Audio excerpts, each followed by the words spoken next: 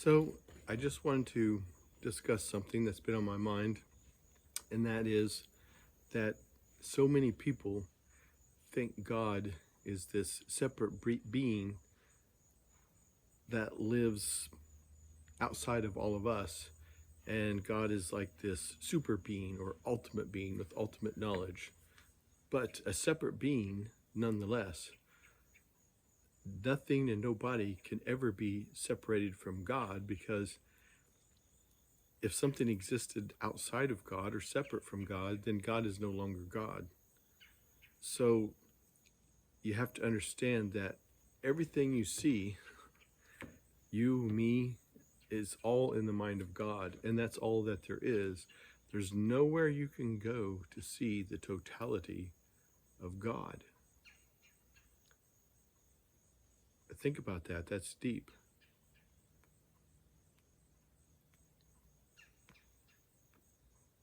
We're not separate beings. We're not beings separate from God. There's God, and then there's all of us, or all of creation, animals, plants, whatever, and then there's God. It's all the mind of God. That's all there is.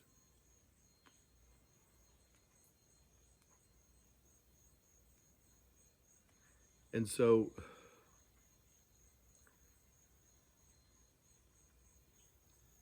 it's just like when you imagine characters in a dream.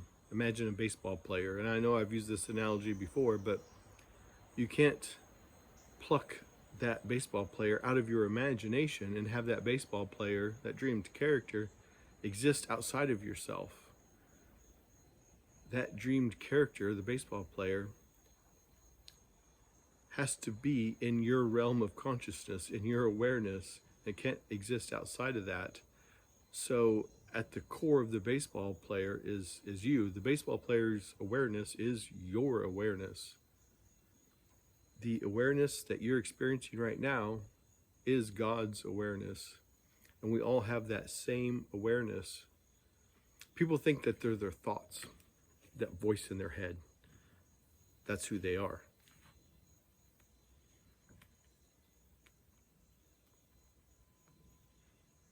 But our thoughts come and go like clouds in the sky.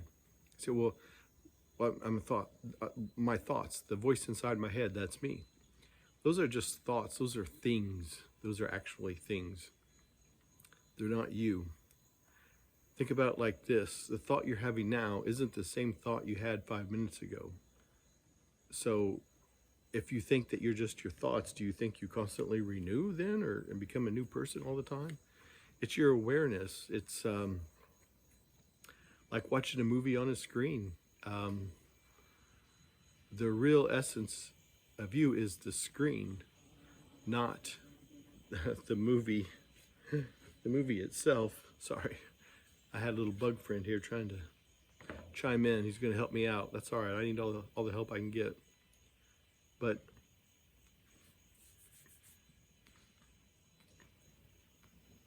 there's nothing that can happen in that movie that affects the screen. Just like us. I mean, bad things can happen, and we certainly don't want that to happen. But it doesn't really affect the core of who we are, and that's the awareness behind the thoughts, the observer of the thoughts. You are not your thoughts. You're the observer behind your thoughts, that awareness. And that same awareness, once you realize that, you realize there's only one big awareness. And that's, to put it in religious terms, that's the awareness of God. Now, don't misunderstand what I'm saying. I originally started off by saying there's nowhere you can go to see the totality of God. And so I'm not God, you're not God, but our awareness is God. It's God experiencing life through us. And it's like a light reflecting in many mirrors. And it looks like a bunch of different light sources oh, there's a light source, there's a light source, there's a light source, but it's all actually the same light source reflecting from different angles. So when you look at your awareness and my awareness, it's just one awareness observing from different angles. My awareness is observing from my perspective out. Your awareness is the same awareness, but observing on the other side. And that's all there is the mind of God.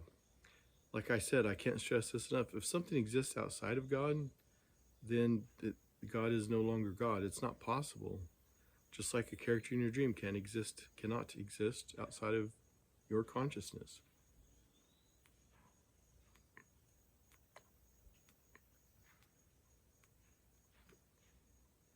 And it's weird, it's trippy to think about, and it's hard to get your head wrapped around it. But when you see another person in your life, you should realize that we're all the same. We're all one big awareness. It's like, and I know lots of people use this analogy. As a Christian mystic, I'm going to use it again. And I'm sorry if you've subscribed to my channel and you've heard this before. So what do you mean, one big awareness? So think about the space in a home, okay? And then there's another space for your neighbor's house and down the street and so on and so on. And there's the space between the houses, and then there's spaces all over the place. How many different spaces are there? Well, really just one big space. But there's the illusion of separation. The space inside of my house is different than the space inside your house. But is it really? No, because something could happen to a house. It could burn down, and inevitably a house isn't going to live forever, just like us, our bodies, I mean. But the space doesn't change. It's unharmed, untouched. And if you have a house and something happens to the house and it dies or gets torn down, a new house will be built in that same space. That same space now has a new set of 4 walls, but it's the same space. The space was never hurt by the death of the house. That's the way our awareness is. We've all always existed. I hate to use a time expression because our natural state is eternity, which is the eternal now.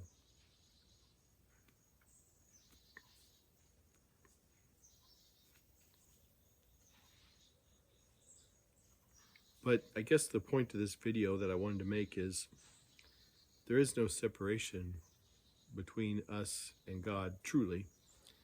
Now, the more a person sins, the more disconnected you are from God, to put it in religious terms. But you're never truly disconnected. You can't be. It's not possible. I keep thinking while I'm hearing myself talk out loud, I keep going back to the God is everything and God is nothing. God is everything because this is all the mind of God. God is nothing, as in God is no thing. You can't point to any one thing and say, there's God. You can't go to a geographical location and say, there's God.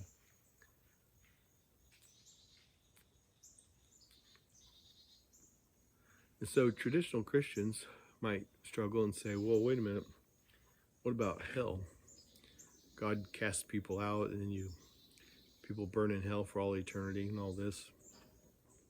I don't, that whole thing is, in my opinion, and I don't mean to insult anybody, but that's ridiculous. Heaven and hell are states of mind. They're not geographical locations that you go to, This whole Satan thing is just an analogy for ego. Why would God, Christians struggle a lot of time, traditional Christians, they say, well, God created another super being that's really powerful, almost as powerful as God is, but not quite. But he knew this Lucifer would rebel. So why would God create such a thing? Yeah, that's a great question, and you should be asking that deeply. It doesn't make sense because I don't believe that to be true.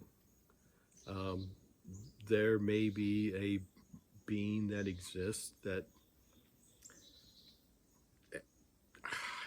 has evil intents, I guess, but I mean, that's possible. Well, we see that all the time, but at its core, though, at everybody's core, is only God. Just like I keep going back to that dream analogy. You're in a dream, a monster scares you.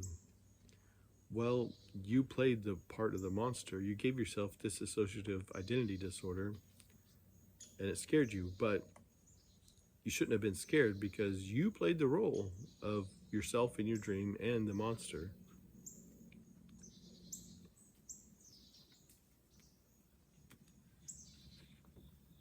So, just to stay on topic, God is not a separate being, an ultimate being that exists over here, and then here's all of God's creation separated from God. No, that's not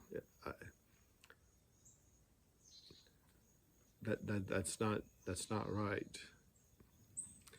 All this is the mind of God, and if you really want to get into it a little more, there is no physical matter. Science is just now catching up to this. Monks have been saying this for a few thousand years, and I think it's fascinating that science is finally catching up and agreeing there is no such thing as physical matter. People talk about all these ridiculous things and about how matter evolved from this and then that. Oh, great. All you gotta do is show me matter. I might be willing to buy into these theories, but where is it? I mean, you can't hold something in your hand and say that this is a separate thing and exists by itself, by its own right. It just doesn't work that way. Everything is just one big field of consciousness. And it's just like, in the dream, if you dream about going to a baseball game and then you experience the baseball field, and in your dream it was real. You sat in the seat, you felt your butt on the seat of the chair. You felt the excitement of your player hitting a home run. The ball went flying off. You heard the crack of the bat. Where are those things? Point to it. I mean, they exist in your head. Okay, well, your head's not big enough to capture the football field or baseball field. Sorry, I don't mess with traditional sports too much. I don't know much about them, but yeah, it just exists in consciousness. All this exists in consciousness. You can say all this exists in the one absolute consciousness. You can say it exists in the mind of God. Same thing.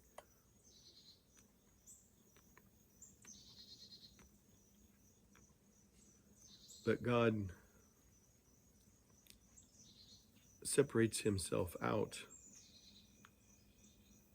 and experiences things through different outlets.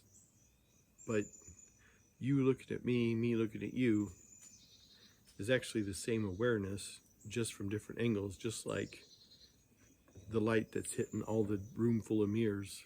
There's really just one light source. And then there's the appearance of separation. And if you're hurting, if you're struggling right now,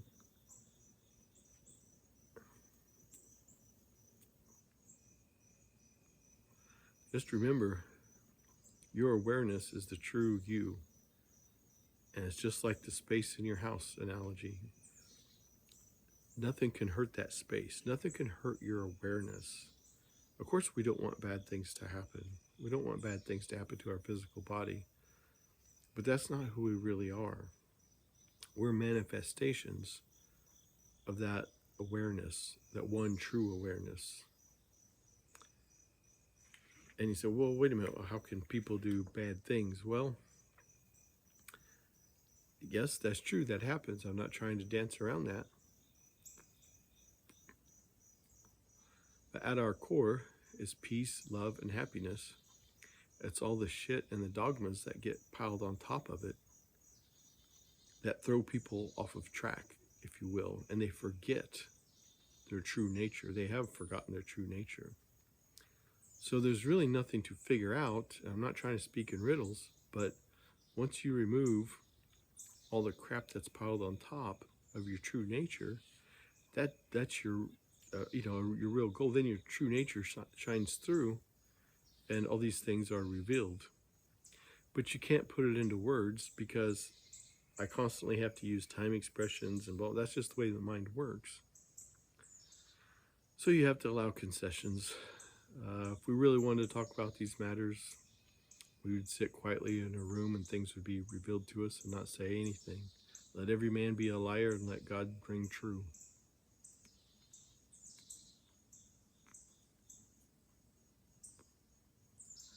It's trippy to think about, but if overnight suddenly everybody realized there's only one true awareness and your neighbor is yourself and you are them, I think that if people truly had that revelation overnight, wars would end. We'd have no need for military. Wouldn't that be great?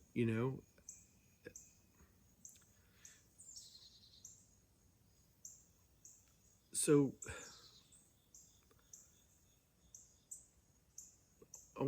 this is slightly on the same topic, but slightly on an off topic. But people asked Jesus, in the crowd when Christ was speaking, somebody asked Christ, said, "Lord, what must we do to be saved?" Christ said, not this guy, Christ said, there's two things. And the second is like the first. Number one, love your Lord your God with all your mind and your heart, and love your neighbor as yourself. And that was his answer on how to be saved. Isn't it weird that Christ didn't say, well, there needs to be sacrifices for transgressions, and one day I'm going to be the ultimate sacrifice, and the blood of the cross will wash away your sins? Well, I do believe that Christ saved us and died for us, but not literally by the blood of the cross, but he was put to death for speaking the truth about things. He says, I am in the Father is in me. Okay, this sounds like non-dualism or Christian mysticism, meaning mysteries. Okay, I don't like labels, but if I have to put one on myself, I'd say it's Christian mystic, meaning I dive into the mysteries of God. When I don't claim to be enlightened, I don't. But I've removed enough shit that's been piled onto my true nature that I see just enough to understand. When I hear these teachings, when I go back and reread the Bible, I see it completely different now. And I've studied the Bible for a long time. I studied scriptures when I was a kid. And I always struggled with some of the things about... I remember the pastor saying you get thrown in hell for all of eternity. And I know I've said this before too. So as a kid, as a small kid, I thought either this pastor doesn't understand eternity or there's something going on here that needs to be addressed, because eternity, the way the pastor uses, the way people use eternity, they think it's something you can hop into. No, that's a time statement. Eternity, you can't just hop in or out of eternity. So what does eternity look like? Well, this is interesting because eternity has no beginning and it has no end. It cannot be measured. It can't be divided. So let's look at the now. The now can't be measured. You can't put a number value on the now. And all my neighbors are getting out and making some commotion. So I'm sorry if my microphone picks it up. It doesn't bother me, but I just, for my audience, I hope my microphone doesn't pick it up too much. But when you look at the now, what's this sounding like? It's sounding like eternity. It has no beginning, has no end. It appears we move on a timeline, but that's our limitation, our filter. Thinking gives rise to the appearance of time. When we think and our brains think nonstop, I can tell you, whatever you do, don't think of McDonald's. The first thing you do is think of McDonald's. It's unavoidable. That's our brain. It never shuts up, the little voice in our head. But that's not who we really are. It's the awareness. As we think, and we always do, we're always thinking, that gives rise to the perception of time. All experience, I hope my audience takes this into deep thought. All experience arises from the eternal now. How many nows do you experience? You got up for breakfast. 20 minutes ago, I lit this cigar. From later, I'll be retiring for the evening and going to bed. Well, how many different nows are there? Just one. And you can't measure it. You can't divide it. Has no beginning, has no end.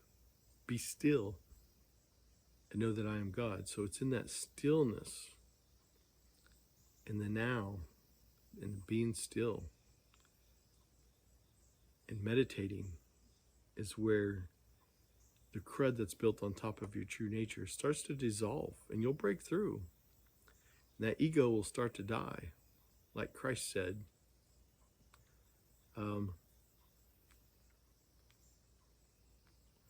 He wasn't talking about a physical death. Christ is referring to that ego, that sense of I am me, you are you, God is some separate being out there somewhere. You have to let go of all that. And then more and more becomes revealed to you. Like I said, I'm not enlightened.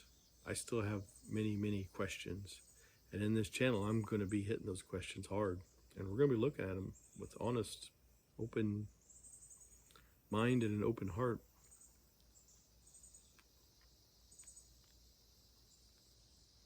But once you realize these truths, you'll start to change.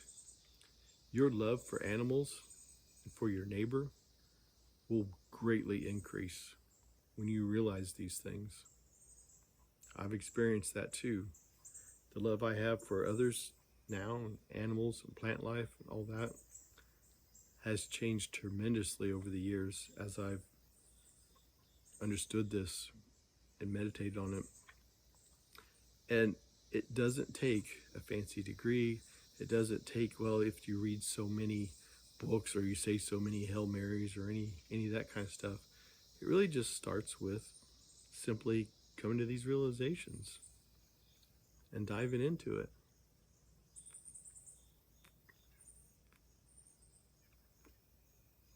I don't have all the answers, and I'm not going to claim to. I'm just saying the basics of what you need to understand, in my opinion, of who we are and where we come from. Where does that awareness, look deep inside yourself, where does that awareness come from? It's always been there. When you were 5 years old, when you're 50 years old, when you're in your mid-50s, like me. One thing that's always been consistent is the awareness. My awareness hasn't changed. My body has changed. As a matter of fact, this isn't even the same body I was born with. It's changed. Cells die, new cells take its place. But yet my awareness has not changed, never has changed. So God is not some external being that exists outside of you. Christ said the kingdom of God lives here in your heart. That's what Christ said. The kingdom of God is within you, not some far off place. And then when we die, we go there. Oh, but most people will be in hell, but they'll accept it. It's fine. They'll accept it. And when we're in heaven and we know people are being tortured in hell, well, we'll understand that. And come on, it doesn't make sense. Doesn't make sense. It never made sense to me when I was a kid. I grew up in a Christian home, going to church and all that stuff. Never made sense. There has to be one underlying truth, and it's in us. That's our natural state. You simply have to remove all the shit that gets piled on top. You have to be honest with yourself if you want growth. Reeling it back in to the real subject of this video, I'll wind it down with this. God is not an external being that exists here and all its creation exists here. There's just one. There's just one being, God. That's it. Just like waves on an ocean. A wave can't look at the rest of the ocean and say, hey, I'm separate from you. Oh, really? The wave is in the ocean and the ocean is in the wave. And Christ said, I am in the Father and the Father is in me. I think that sums it up. I'm going to stop rambling.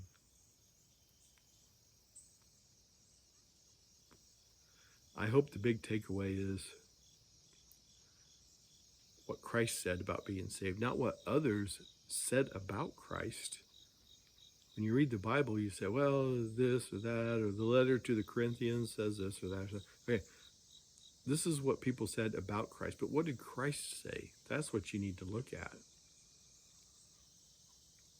Christ saved us. Saved us from what, and how did he do it? He saved us by showing us the way. Saved us from what? A sinful mind, a sinful nature. Christ was always encouraging the disciples and others. He wanted them to be strong. You know, in business, I've been in business for a long time, and I've held high positions in business.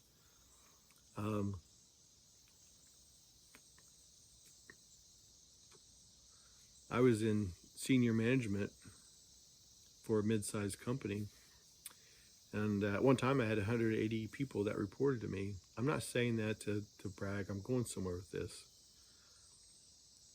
I realized as a young man, when I achieved this position, that I'm only as powerful to the degree of which I empower others. If I try to hold people back, I'm not a good manager. I want people to grow. I want people to develop. I want to encourage people. And so how much more does our Heavenly Father want that?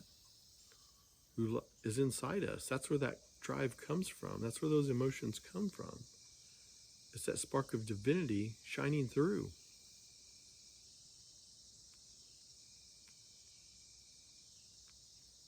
That's the big takeaway. God is not some separate being far off. We forget our true nature. Go back to our true nature. Peace, love, understanding. And I understand. You go back to, okay, so I find this true nature, but I still got to pay bills. I still got to go to work. Yes, but your attitude about it all will change greatly. What you give out, that's what's going to come back to you. What you give out is what's going to come back to you.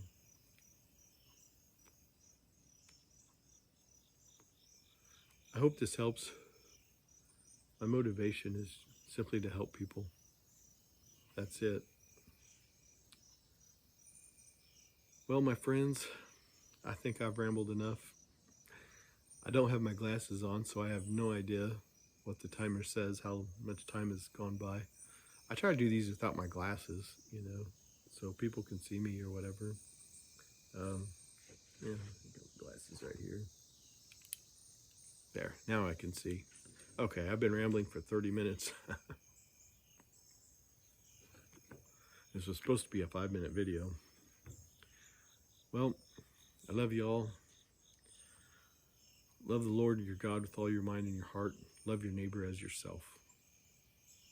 You can't go wrong with that.